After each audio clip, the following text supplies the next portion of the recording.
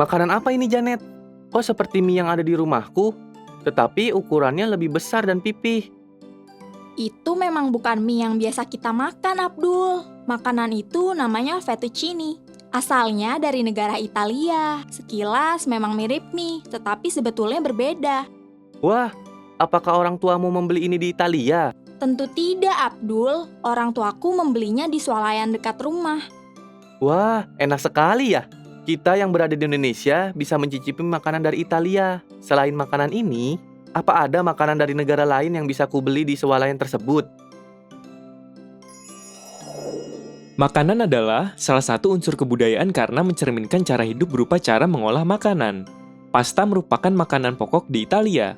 Hal ini dikarenakan Italia merupakan negara penghasil gandum yang menghasilkan tepung semolina. Tepung inilah yang dijadikan salah satu bahan utama dalam pembuatan pasta. Fettuccine adalah salah satu jenis pasta. Karena adanya perubahan ruang dan interaksi ruang antar negara, maka kita dapat mencicipi makanan dari berbagai penjuru dunia yang berbeda-beda, walaupun kita tetap tinggal di wilayah asal kita. Selain makanan, apa saja pengaruh perubahan dan interaksi ruang antar negara terhadap bidang budaya? Mari kita simak penjelasannya. Seperti yang telah kita ketahui, bahwa perubahan ruang dan interaksi ruang berpengaruh terhadap keberlangsungan kehidupan manusia dalam bidang ekonomi, sosial, budaya, politik, dan pendidikan. Dalam pembelajaran kali ini, kita akan membahas pengaruhnya dalam bidang budaya. Budaya adalah sebuah cara hidup yang berkembang yang dimiliki bersama oleh sekelompok orang dan diwariskan dari generasi ke generasi. Berikut ini akan dijelaskan tentang pengaruh perubahan ruang dan interaksi ruang antar negara dalam bidang budaya. Perubahan ruang yang disebabkan oleh faktor alami maupun faktor manusia mampu memengaruhi kondisi unsur kebudayaan di suatu negara. Unsur kebudayaan yang berbeda akan menghasilkan kondisi budaya yang berbeda.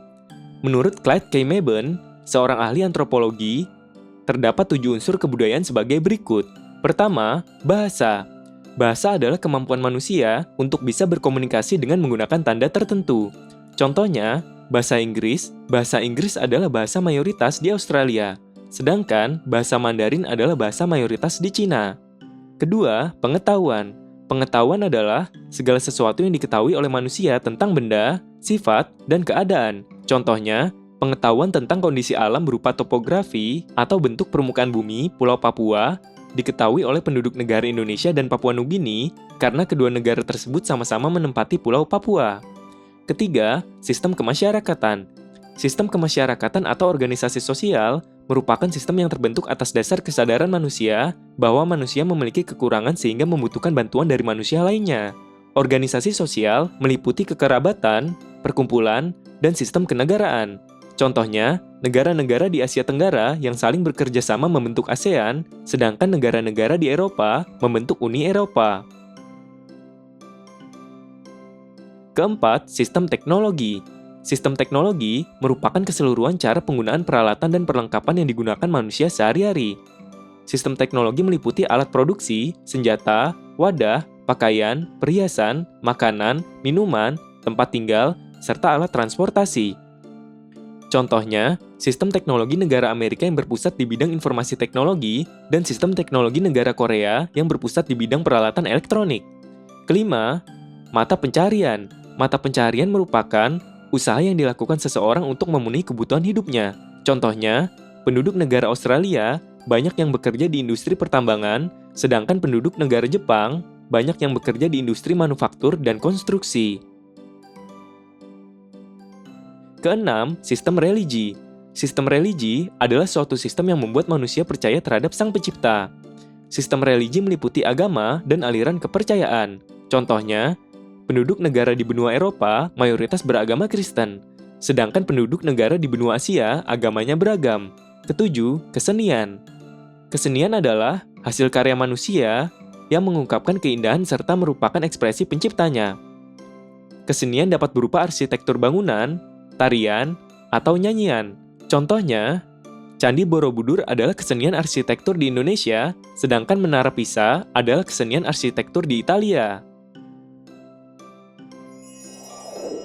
Interaksi ruang yang terjadi dalam bidang budaya dapat terjadi akibat kontak langsung dan tidak langsung. Bentuk interaksi ruang terhadap kehidupan budaya adalah sebagai berikut. Masuknya pekerja asing, masuknya tenaga kerja dari negara lain akan membawa pengaruh bagi budaya masing-masing. Sebab, penduduk tersebut akan membawa budaya negara asalnya ke negara tujuan. Di negara tujuan, mereka akan berinteraksi dan mengenalkan budaya yang dibawanya. Kemudian, mereka juga akan dikenalkan budaya baru dari negara tujuannya.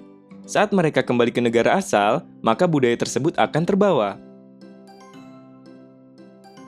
Contohnya, ketika pekerja asing asal Jepang bekerja di Indonesia dalam rangka menjalankan proyek infrastruktur, pekerja tersebut dapat mengetahui bahwa Indonesia memiliki budaya berupa kain batik dengan corak yang indah. Ketika dia pulang ke negaranya, maka ia bisa membawa kain batik sebagai cenderamata saat kembali ke Jepang, sehingga keluarga dan teman-teman pekerja tersebut dapat mengenal budaya berupa kain batik dari Indonesia. Kolonialisasi. Kolonialisasi adalah pendudukan atau penaklukan suatu wilayah yang juga akan berpengaruh pada budaya. Contohnya, negara-negara di Amerika Latin menggunakan bahasa Spanyol, bahasa Portugis, dan bahasa Prancis. Padahal, Amerika Latin terletak di benua Amerika, sedangkan ketiga negara tersebut terletak di Eropa. Hal tersebut dikarenakan negara-negara berpenduduk Amerika Latin, wilayahnya pernah dijajah oleh ketiga negara tersebut. Oleh sebab itu, terjadilah interaksi ruang yang berdampak bagi unsur kebudayaan yang berupa bahasa. Masuknya kebudayaan melalui media. Keberadaan media cetak, elektronik, dan sosial akan mempermudah kita untuk menambah ilmu pengetahuan tentang budaya dari berbagai negara. Contohnya, kita dapat melihat resep makanan dari negara lain, seperti kimchi dari Korea, yang terdapat di media cetak atau media elektronik, sehingga kita dapat membuatnya sendiri. Kita dapat merasakan cita rasa kuliner Korea tanpa perlu berkunjung ke negaranya. Adanya perubahan ruang dan interaksi ruang di bidang budaya dapat menimbulkan pengaruh positif dan negatif. Pengaruh positif perubahan ruang dan interaksi ruang di bidang budaya adalah sebagai berikut. Pertama, meningkatkan potensi di bidang pariwisata. Budaya yang berbeda-beda membuat setiap wilayah memiliki daya tarik wisatanya masing-masing. Contohnya, budaya di Indonesia berupa tari kecak dari Bali, serta keberadaan Candi Borobudur sebagai salah satu keajaiban dunia dapat membuat banyak turis mancanegara datang berwisata ke Indonesia. Kedua, meningkatkan rasa bangga terhadap budaya sendiri.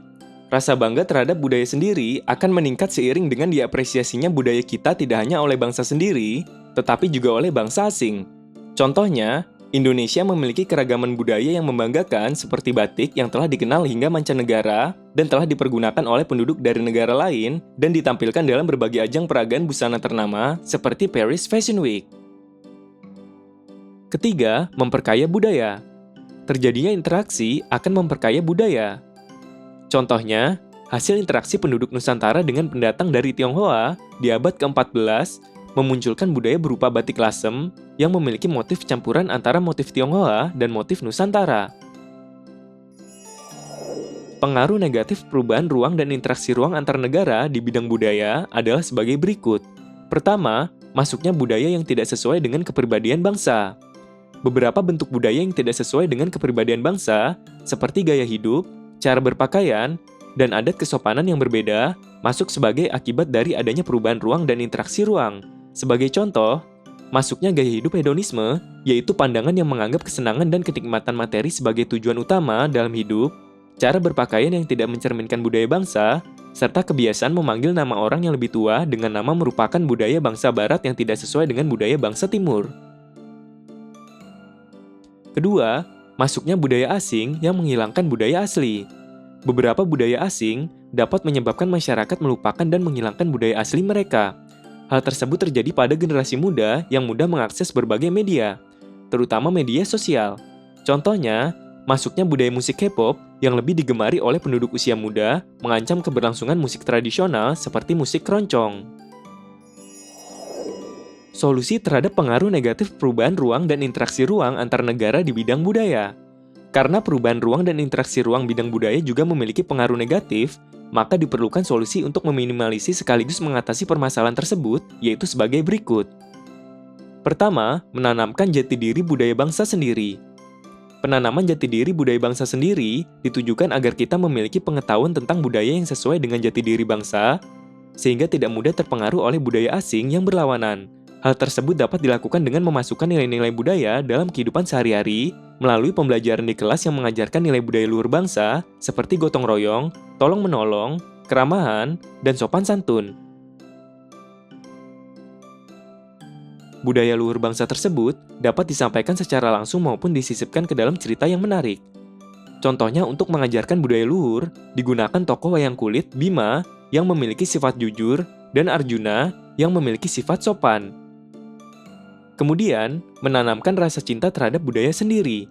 Menanamkan rasa cinta terhadap budaya sendiri bertujuan agar kita selalu melestarikan budaya yang dimiliki dan dapat diwariskan ke generasi mendatang. Rasa cinta terhadap budaya ini dapat ditingkatkan melalui berbagai hal, seperti memasukkannya ke kurikulum pendidikan. Contohnya, di sekolah wilayah Jawa Tengah, para siswa mendapatkan pembelajaran bahasa Jawa dan budaya Jawa, seperti mempelajari budaya tembang Macapat dan wayang kulit. Perubahan ruang dan interaksi ruang berpengaruh terhadap kelangsungan hidup manusia dalam bidang budaya. Budaya adalah sebuah cara hidup yang berkembang dan dimiliki bersama oleh sekelompok orang, kemudian diwariskan dari generasi ke generasi.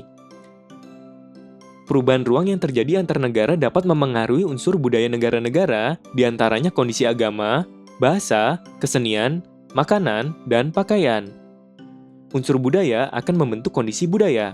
Interaksi ruang di bidang budaya dapat terjadi dalam bentuk masuknya pekerja dari negara lain, kolonialisasi, dan masuknya budaya melalui media.